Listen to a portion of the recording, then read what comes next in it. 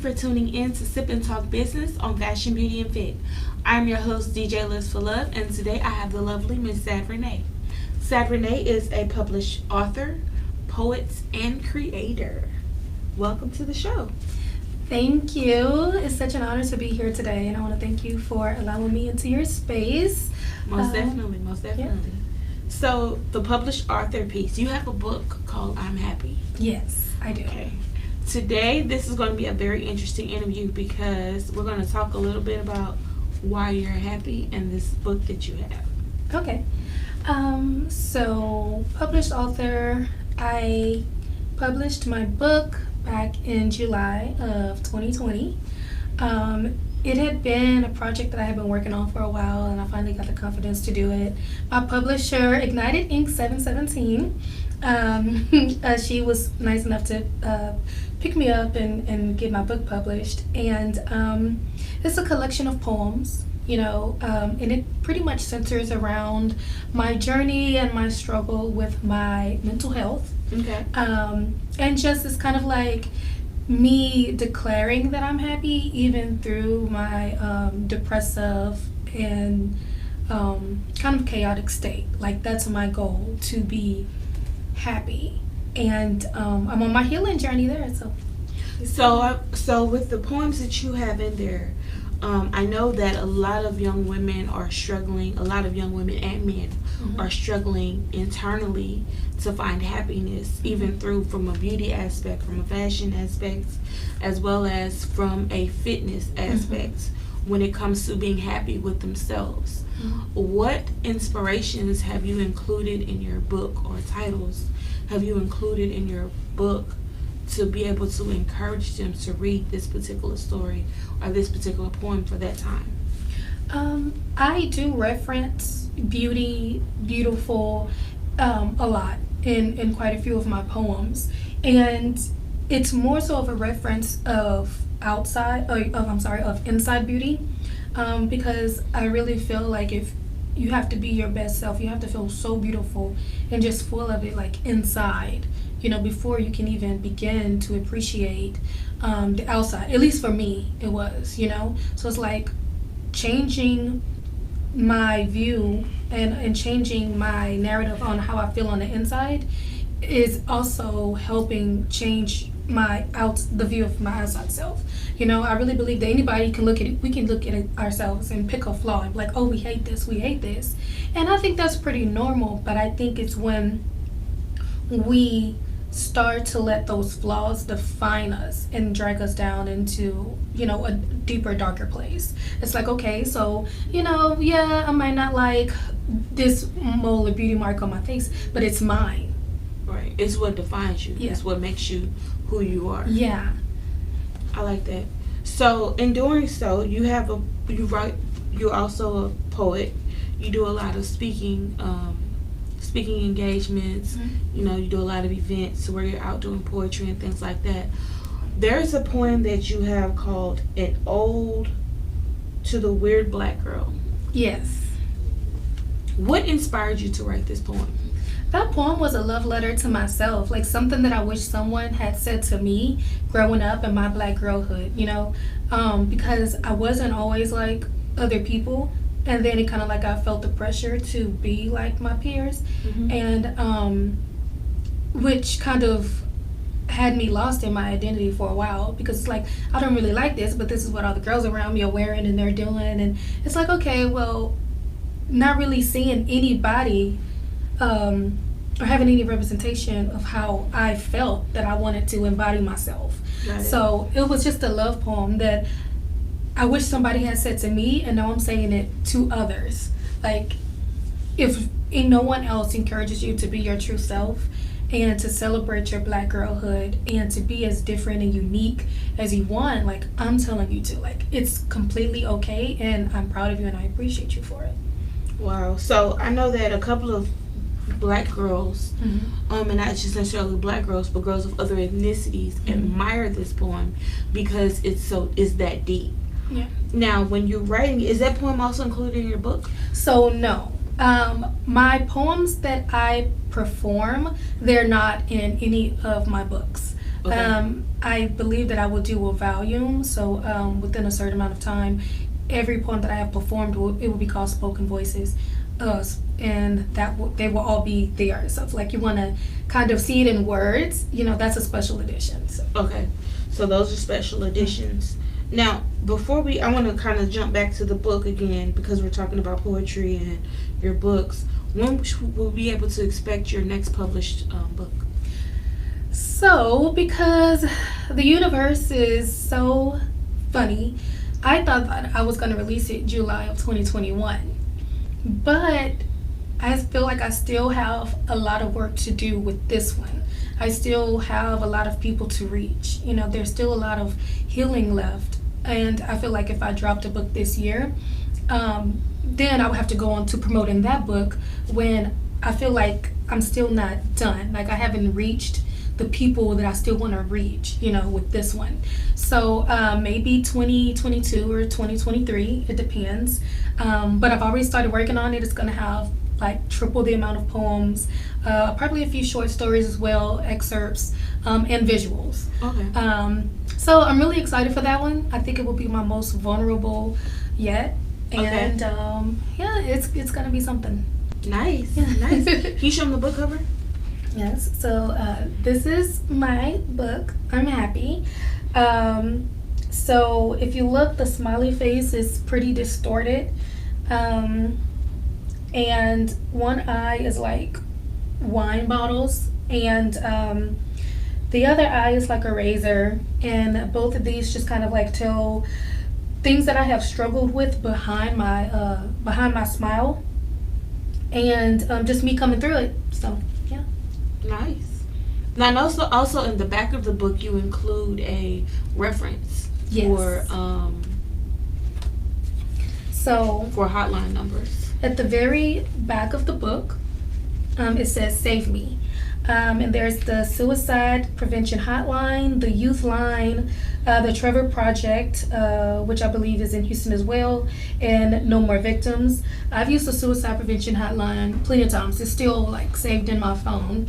No More Victims is a local organization that I have been a part of since I was like maybe in the 10th grade. It helps with children of incarcerated parents, and just kind of providing you with some of the tools that you need as a kid to try and be a functional adult, especially if you have like abandonment issues and you just need a sense of family. So I encourage anyone that if you are feeling any type of way, you're feeling suicidal, you're in a dark place, to reach out to someone. Either of these resources or my Gmail, sadrenee@gmail.com is always open. Just for event session or any of my social media, I'm always willing to be that person for anyone who's in a dark place. Awesome. So now I want to jump back to the word black girl. I have to have you cite that poem. Yeah. Okay. Now or now? Yes. Okay. Because I want them to understand. I really want everyone to understand the purpose of this poem and to understand how beautiful they are, how fit they are, how them as a person. The purpose of this is to talk business on fashion, beauty, and fit, and to get people to understand that you can be who you are as long as you put your heart and mind to it. Don't try to fit in with other people. Right. Be yourself, and that's what this is all about. Yes. So I want you to cite the poem. Okay. And I can make her cite it because this is truly one of my best friends who I love dearly, and I stress this poem to a lot of teens every time we're out performing, and I feel like she's out performing and there's teens around or anything like that, it gravitates to the people. It really do, and I really want you to do it right now. Okay. I'm a little rusty, and I'm gonna have it. I hope that's okay that I have it pulled up on my phone just in case I kind of get a little sidetracked. So let's go. Right? Ready? An ode to the word black girl. I see you struggling, sis. I can tell that you feel out of place, like you have no space, but sis, listen. You don't rank in the top 5 because you are the 1%. And know that they won't understand why you wear your pain like red bottoms. They won't understand why you cloak yourself in black and head bang like you invented that shit. Cause you invented that shit. Never forget that shit, sis. I know you hear the laughs when you rock your fro. And they call you a nappy-headed hoe, but that don't have shit to do with you. Cause they don't understand how grounded you are. They don't hear the friction when your nappy ass fro sways from side to side and you hear your ancestors say, I got you. They don't have antennas like you, so they can't experience life like you, sis. I know that they call you weird. I know that you feel like an alien, but perhaps it's because you're an ethereal being who surpasses boundaries and bleeds creativity. They lust after your aesthetic on Instagram, but bash you in reality. They don't have a third eye, so they can't see what you see. Sis, hold your head high. And know that there are people who were meant to follow the rules, but clearly that ain't you. You, beautiful, black, wide-nosed, big-lipped, wide-hipped, chocolate-dipped, locked hair, funky dressing, ghetto name having yoga addicted, crystal collecting, yoga addicted, sci-fi, anime loving, artistic goddess. You are everything that one can aspire to be. Be that, sis. Thank you, Renee. Yes. So for any of you who want to see more of her poems, hear her speak, motivation. She really is a motivational poet. She's a motivational speaker. She's a creator. She's an artist. And I love everything that you do in the community for the community. I know you work with a lot of other nonprofits for domestic violence. I know you work with other organizations, that go out and help community. You do give a lot back to the community with your words, she actually put in footwork. You do cleanups and things like that in the community. And I mean, just you're like a well-rounded person, and I know you believe in your heart. You genuinely believe in helping others. Yes. And that's why I wanted you to cite that poem, because this poem here has been a motivational, not just for others, but for myself as well. And I really, really appreciate it, because it reminds me a lot of times when I get sick, down, and disgusted, like, I can't do it anymore. I don't want to. I just don't want to be. I'm at a point where a lot of times I just get ready to give up, and that actually pulls me back, because even by hearing you cite it today lets me know, okay, if I don't like something about myself, I need to get up and do something about it. Yeah. I need to fix it. Yeah. Meaning going back to the gym, getting in shape, doing what it is that I love to do, and not just sitting around accepting what everybody else is telling me that I am when I'm not. Right. Because you're not who they say you are. You're who you say you are. Right. So we do have a couple more minutes before we get ready to go to break, and I want to talk about your visual creativity. I know in your next book you said you were going to include visuals and stories and things like that. What kind of visuals do you create? So I am a photographer, and right now I am wanting to create a series of collections to display as artwork. There's a new gallery that opened up. It's Black owned. It's called Prime Art Gallery, and just to celebrate our Blackness, our hair, and just embracing those things that I felt like I had to hide for so long, and just putting those into visuals, creating visuals for my poems, and just making it more of an experience, not only to hear it, but to see it, like when I create these things, I just want people to feel it, and I think where I'm going with my art is that I just don't want to make people think, I want to make them feel, so with a lot of the pictures that you're doing, are you hand painting them, or are there going to be sketches that you've done, or are they just going to be photography? Photography, I do a lot of abstract. I've been working on some things at the house that I haven't really posted yet, but it's more so like when I'm kind of like in a really dark place, and sometimes words, I can't put them into poems. It's just I can't, you know. So I'll just paint, and something comes out of it, you know. And I think they're really, they do tend to look a little dark, but I believe they will reach the person that they're meant to reach. Once you're reading the poem. Yeah. Okay, so when you're looking at so the thing is what I want to like to understand more is that, do it benefit you when you're writing your poem? Like, how do you coincide both? It's like you cite the poem in your head while you're painting, and you just come up with your image, or is it something you do separately? I definitely do it separately. Usually with my poems, like yesterday I wrote one, and it was just it usually starts off with just one word, and the next thing you know, it's just spilling. It's like word vomit, and it's just coming out, and I'm just writing, you know. And that's how it is with art. It's like it just takes one thing, like one color, and I work a lot with blacks, so obviously, you know, black is definitely a primary color in my portfolio. But it's just so many. I don't know. I don't even, since I'm not like, I don't sketch, I don't draw very well. I paint purely out of emotion, so I don't really know if I can call myself a painter in that way. But it's just my hand just takes control of my body, and it's just, I just paint, and whatever comes out. Yeah, and whatever comes out, you know. And yeah, so. Okay, awesome. So we're finna get ready to go for a break. Thank you for tuning in, and we'll be right back after this.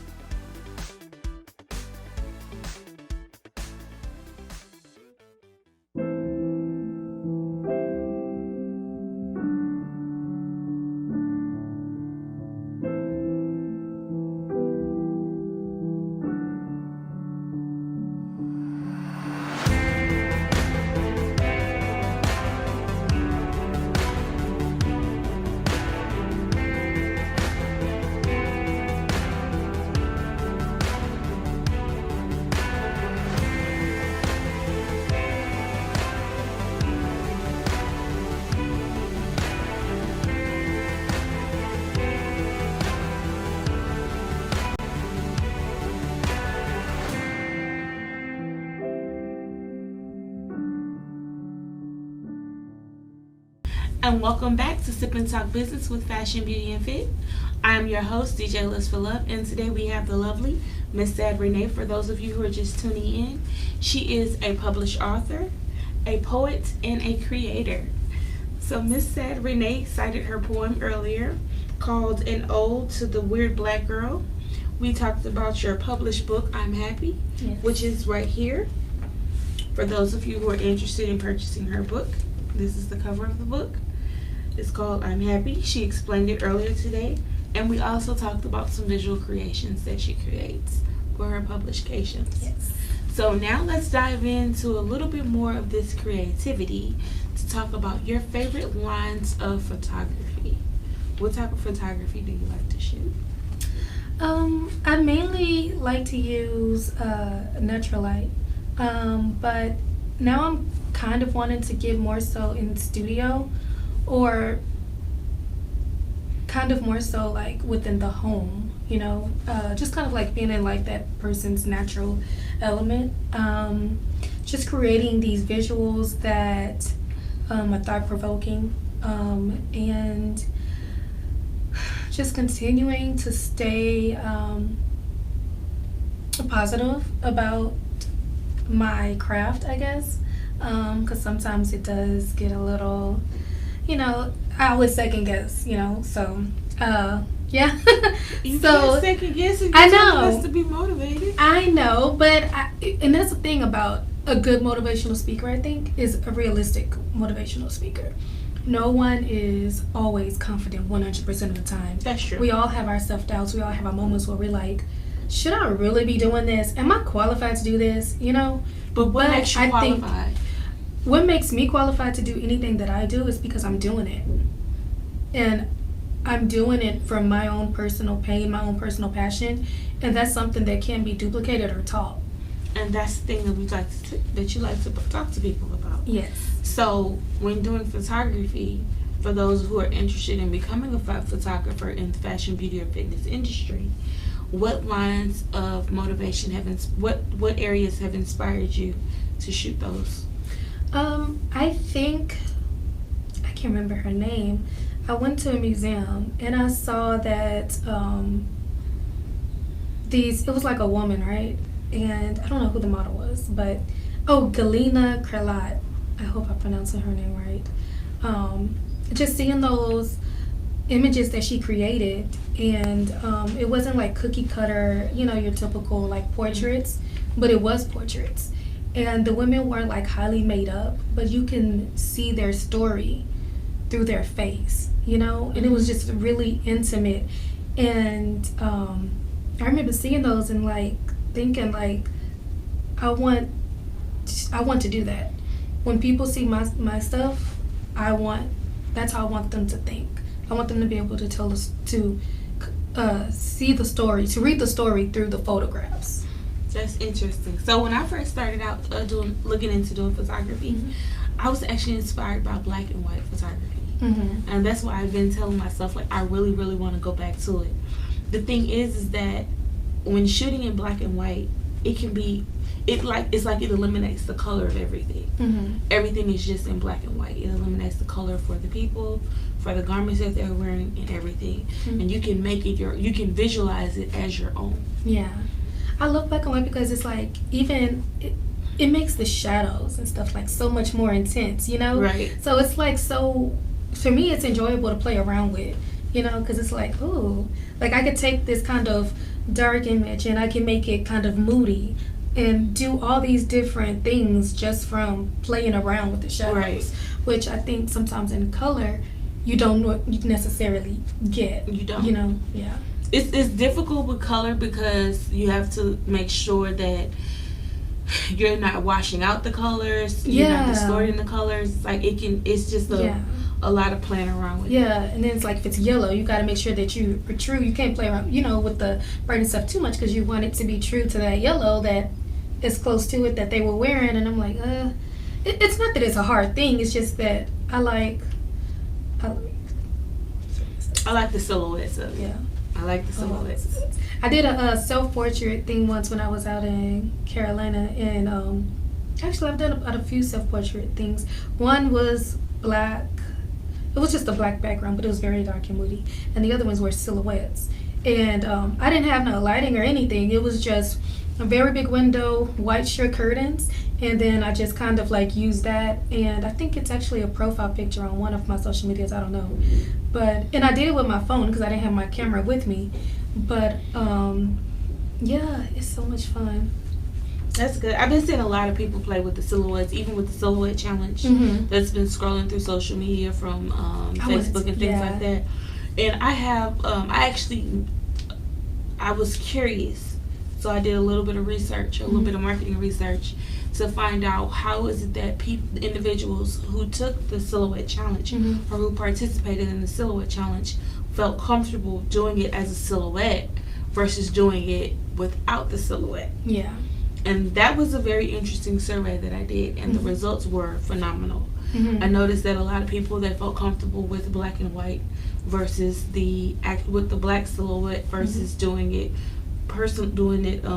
regular, because it says it gives the opportunity to kind of distinguish themselves from their alter ego. Yeah, that's what I was gonna say. I think it's also kind of like the like being anonymous, because it's like it's just a silhouette. You can't see their face, so it's kind of like sexy. It's like it's me, and I get to flaunt it, but like, you know, it's kind of like a mask for them. Like I enjoyed watching those. Some of them were really, really nice, and I didn't do one, but I kind of wish that I would have, but I probably wouldn't have posted it. You know? I know a lot of people. The one thing that got me was because I reached out to those that were more of plus size figures, and some that were pregnant, they were so good, and pregnant women and things like that. Those are the people who I reached out to, and a lot of them were like, "It got a chance for me to be my alter ego. You know, you got to see me from another side." But most importantly, it's like it's hiding my true identity from what it's basically like things that I don't feel comfortable doing, but I feel comfortable. I don't feel comfortable doing it in public, but I feel comfortable doing it behind closed doors. Yeah. So it's still kind of like the alter ego side, but it was just very different because when looking at how people do things and how we perceive ourselves, and they're like, "Oh my gosh, I didn't know I got that many likes. I really am beautiful." But it kind of motivated them to give them that, to kind of help with their self-esteem and saying, "Okay, if people are really liking this, then I can do it again, but not behind the clothes, but not behind the silhouette." And that's how a lot of it went up. Yeah. So, because I'm seeing like after the silhouette challenge, they're posting more of themselves, loving themselves more, just being beautiful, just being who you are. And that's one of the things that I really enjoyed about it, because it was kind of like a motivational thing for them. I think it was like also just seeing women celebrate their bodies, and they were doing it for them, you know. It's not like, even hey with guys, the men, pay attention to me. I didn't really see a lot of the men, but I'm glad that they were celebrating their bodies too. I actually seen a little bit more. I may have seen about a balance, probably about a 50-50 between men and women. Yeah, I think I didn't see many men, aside from Tiffany Haddish and what's his name? Oh my God, Common. Yeah, when he snatched her wig off. That was so cute. They're cute. Yes. So, in looking at your creative side, and after having these conversations, I'll give you the option to ask me 3 questions before we wrap it up. So what 3 questions would you have for me? Okay. I think for me it's like, do you find it challenging to balance the fashion, beauty, and fit, your podcast, along with the DJing, and along with like your actual like beauty and cosmetic side, while still having a corporate job? So one of the things for me is, it's not difficult. It's time management. It's how you manage your time. And for me, from a business side, I had to learn that. And in going to school, working on my doctorates, after taking this whole long dreaded class on time management and going through this whole time management process, I have to really take into consideration there are 24 hours in a day. Ideally, I have to sleep 9 hours for me to be able to function. Yes, I did say 9, because I am not functionable if I do not get at least 9 hours worth of sleep. For my brain to be able to process everything that's going on. So one of the things that I've done is I've allocated my days accordingly. So on Sundays and Mondays, we'll start with Sundays. Sundays and Mondays, I'm off from everything. I'm off from the beauty industry. Let's just put it that way. I'm off from the beauty industry. So on Sundays is my personal day that I take off for myself. because I believe that everyone needs at least a couple of days to be able to rejuvenate. That could be my sleep day, my relaxed day, my planning day for the week. It's just a day where I take for myself and just woosah. Monday is a day for just tapings. Tapings in the evenings for the Sip and Talk business on Fashion, Beauty, and Fit. Tapings for the week Wednesdays, Hot Topics on Fashion, Beauty, and Fit for things that are happening now. Because this is a pre-recorded show and we're doing seasons, it's easier for me to plan accordingly versus me having to block my days off to do things ahead of time. The only days that we record are on on Mondays. That's for Hot Topics, because Hot Topics air on Wednesdays, and the Sip and Talk business of Fashion, Beauty, and Fit, the show itself, airs on Mondays at 11. So we pre-record in the evenings, get everything done, and I'm finished. On Tuesdays through Saturdays, I do the lashes and the DJing. So, or whatever else I need to get done during the week after work. So time management. Time management. I have to plan my days accordingly, and I hope that a lot of people take that into consideration, because there are only 7 days a week, 24 hours a day, and you have to at least allot yourself time to sleep, to eat properly, drink your water, diet and exercise. I love mine because in the mornings I get up and I actually go to the gym. I can't go to the gym in the evenings, because for me anything can happen in the evenings to prevent me from going to the gym. So I would rather get it in the mornings. Yeah. So that way I can have a balanced work day and not have to worry about, oh, I need to hurry up and try to go to the gym, when I know I'm going to be ready to go to bed no later than 10, 11 o'clock. Yeah. So, yeah. That makes sense. That makes sense. I think, like, for me, since I do kind of like to think of myself as a free spirit, but even still, like, too much of anything is not good. Right. You know? So, I used to be really strict. I'm like, okay, this is what I do here and this is what I do then. But then, kind of the dust kicks up a bit, but now, like, getting back to a schedule, especially now with the schedule that I have now, and then just trying to, like, disperse and balance. Because I like to be asleep by like 8, ideally, maybe 8:39. But with the job that I have now, like, I don't get off until until 9. So that means that I have to, like, kind of stay up a little later if I want to kind of work on pictures, or if I want to try and write a poem. What time do you start? 12:30. But I sleep in. So my thing is, I could sleep like all day. I love to sleep. My bed is my safe place. So it's just having that kind of self-start, that motivation to, like, get up and do these things, So, like you said, time management and setting a schedule. Well, you can actually balance it out. So for me, fitness is one of the biggest things for me, and I like to go to the gym in the morning because I'm a morning person. So because of the fact that I'm a morning person, I like to get things done early in the morning. But I like to sleep at night. Like, when the lights go out or when it's dark outside, I don't care what I'm doing. If I'm driving or whatever, I'm ready to go to sleep. As long as I do not see sunlight, it's nighttime for me. It's nighttime for me all the way around. So when the sunlight comes up, it's like, okay, it's time to get ready to go in. And I'm like this. I'm like the Energizer Bunny in the morning. It has to do something to keep going. So that's why it's easier for me to go to the gym in the mornings versus in the evenings. Yeah. So it just depends on the type of person you are. If you're a night person, you could probably stay up all night and paint and draw. And it's easier because you're able to release your frustration after work. Yeah. Or, any anger, frustration, anything you have going through your mind. It's like you can just do all of that and then, sleep afterwards because you like to sleep in. Yeah. So, my next question, what inspired you to start DJing? So, back when I was in high school, my cousin is the artist. He would allow me to come with him when he record. And I was always in there with his road DJ, playing around on the mixers and mixing, and he showed me how to do a lot of stuff. So I did it back then, and after my divorce, I was like, my music has always been my safe place. Like, every time people would see me, I would always have headphones in. A lot of times people couldn't see my headphones because I have the ones that go behind my neck, and they would be in my earbuds and stuff like that. Will be in my ears, but I always have headphones on.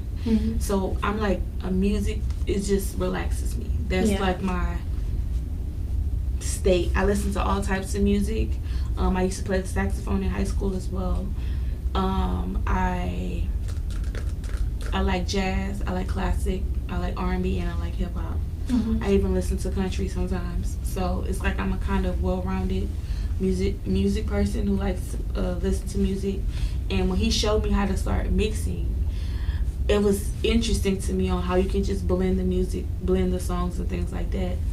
And I created my first, I think I created 5 playlists with him of about 20 songs each from the different areas of my favorite. And I think I still have my playlist. I have to see my first original playlist that I actually created back in high school.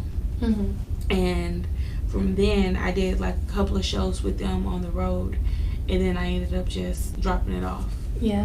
Because when I was in high school, in 11th grade was when I started taking everything seriously. So 10th grade, I was like, I stopped playing basketball. I was trying to figure out what I wanted to do. Mom was like, we got this whole instrument at the house. So I was like, okay, cool. I'll join the band my 11th and 12th grade year. And that was when I kind of like stopped. And I just started playing in a band. I got more into the field. You could not do anything. Y'all could not do anything to keep me off of that field. Like my first field show game, I actually had an asthma attack. And they told me I could not get on the field until my mom got there and cleared me. I was calling my mom and everything. You need to get here. You need to get here. And she got there right before we got ready to get on the field show. And I was like, yes. And I just took off on the field. So after my divorce, I was like, I'm just going to get back into just doing what relaxes me, doing what makes me happy. And I just started back DJing. Yeah. I think that's a good look for you, though. I like it. A lot of people have said, like, it's like when they see me mixing, they're like, wow, you are really in your element. This is like what you need to be doing. It's like I'm relaxed at the same time. I just go in, play all different types of music. Keep up with the latest trends that's going on, and just kind of go from there. My favorite is doing, I said I wanted to do it before the end of the year, is to do a 90s party. I want to do a 90s party to where it's like nothing but 90s. It's like a throwback party. We just do straight 90s music, and everybody come in their 90s gear, just do a whole 90s theme out for the whole event, and just, man, you should definitely do that. That's what I'm looking at doing. That would be so much fun. I went to one before, and it's a different kind of energy though. Like 90s, when you hear 90s music, like it's almost like all your problems just like they go away, because it's so nostalgic though, especially like you grew up in that. And it's like, dang, like, you know, your aunties and everybody over to the house playing card games and barbecues, and it just takes you back to a good time and you feel good. So I would definitely, obviously, be there. Marilla said it. So what would you say is your favorite event type? You know how, like, okay, there's like house music, right? Or if you were at a certain kind of club, you would play this. So what would you say would be your favorite genre to like play, or like your ideal event to DJ? Wow. So for me, I'm not really big on club DJing. I like to do more event DJing, because when I do event DJs, when I'm an event DJ, it gives me, I'm well-rounded. So it's like I get the opportunity to play like all of my favorite R&Bs, or all of my favorite classics, or all of my favorite songs that revolves around weddings and, you know, things like that. That's why I call it event DJ. I just like to cover events, because every event is different. So whether if it's for kids, you know, I have a whole list for kids. I have a whole list for the 90s, the 70s. I got old school rap. I have all, when I say a lot of it, it's like it's a lot. So it gives me the opportunity to mix through my whole gallery versus just playing hot music like what's trending right now in the clubs. I like that. So yeah, because then it's like Also, you get to assess the crowd, and it's like, so do you ever tell like personal requests and they be like, hey DJ, can you play this? I'm gonna tell you something. I hate when people come to me with personal requests. Really? Yes, I do, with a passion, because one, the music is loud. Two, I can barely hear it. And I know a lot of people are like, well, just create a list. You know, your controller does 4 songs. Just have them write their list down. Yeah, I'll think about it. The reason being is because when I'm starting to mix and somebody requests a song, then it's like, it's like, give me a list of the songs that you want to be played before I get there. That would be if that's smart, the case. Yeah. Because if you're trying to stop me while I'm mixing, I no, because I'm in my element. Yeah. And once I'm out of my element, once I come out of my element to assist you, it's like it takes me a minute to get back into my creative side from a business side. Yeah. So, yeah. I can get that. That's like, I'm easily distracted. So when I'm like pulled, it's like it's over. yeah. That's like, I had performed at this thing once, and I went in with 2 poems, and then the organizer had asked me to do a 3rd one, and I was like, only came, with 2, and it's like, okay. And then it had been a while, so at that point I was just kind of like walking around and looking at the vendors and stuff and drinking. So it was like, dang, now I gotta be pulled from like chill, like from me, Latrice, into Sad Renee and go back into that zone. It's like, And it's just it's like, especially if you compartmentalize things like that. Like when I'm Sad Renee, I'm Sad Renee. I'm not Latrice. Right. So, So I want to jump in since you asked your 3 questions. I felt like it was like 1. I got about 10 more. No, it was 3. Somebody has a lipstick. Yes. So, speaking of that, I do have a signature shade for my book. I'm happy. It's black, and I partnered with DJLIVES4LUV of DJLIVES4LUV Beauty Bar. And I'm not wearing it today, shame on me, but it is available for purchase on my website and at DJLIVES4LUV.com. It's a beautiful shade. It's like the beautiful shade of black, and it'll make anybody feel sexy. So yeah.